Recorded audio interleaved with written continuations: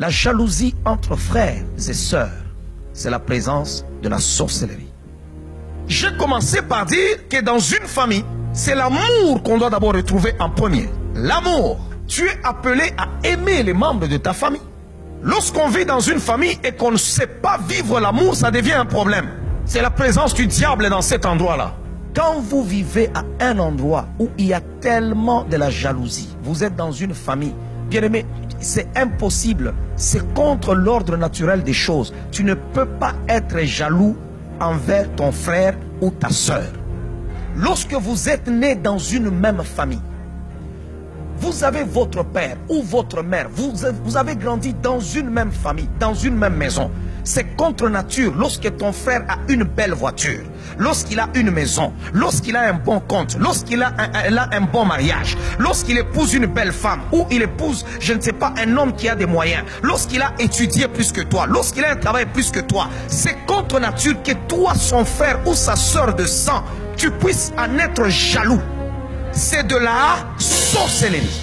Là où vous êtes en train de me suivre, si vous êtes jeune, vous pouvez être dans une même famille, vous trouvez que non, vous êtes enfant, chaque personne aura sa destinée. Nous ne sommes pas supposés vivre la même chose parce que nous sommes nés dans une même famille.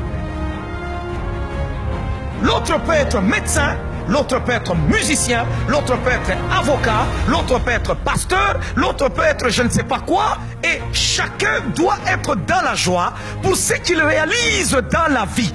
Ne porte pas envie sur l'autre. Le premier meurtre a été commis dans l'histoire de l'humanité, pas par un voisin, pas par un ami, mais c'est pas dans la famille. Pourquoi? Parce que l'autre a vu que son frère prospérait et que lui, ses affaires ne prospéraient pas. Alors il a porté envie sur son frère. Je suis en train de dire, toute jalousie de famille ne te détruira pas. Si tu as été victime de la jalousie des familles, je suis en train de te dire maintenant qu'ils ne feront pas de plus grands progrès.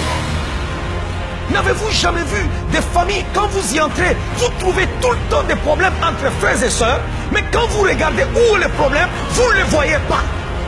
Chacun a sa maison. Tu manges chez toi, l'autre mange chez lui. Tu as ton mari, l'autre a sa femme. Mais vous vous battez, pourquoi? Parce que personne ne paye l'autre. C'est la sorcellerie.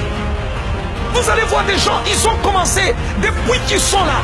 Ils se marient, ça continue. Ils deviennent même des grands-mères, mais ça continue. Ils ne font que se battre. Vous vous battez pourquoi? Expliquez-nous pourquoi vous vous battez. C'est pourquoi Dieu dit à Abraham, quitte la maison de ton père. Ces disputes-là te semblent banales, mais laisse-moi te dire, c'est en train de tuer ta destinée. Derrière chaque esprit, il y a un mandat.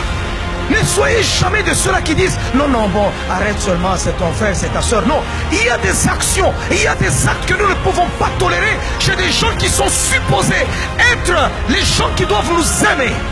On peut te tuer par un étranger, on peut te tuer par je ne sais pas quelqu'un que tu as croisé, mais ta soeur, ton frère n'est pas supposé te tuer. C'est contre nature. Il est supposé te protéger parce que dans la famille on se protège, dans la famille on ne se livre pas, dans la famille on ne se détruit pas, dans la famille on ne s'ensorcelle pas, dans la famille on ne se tue pas.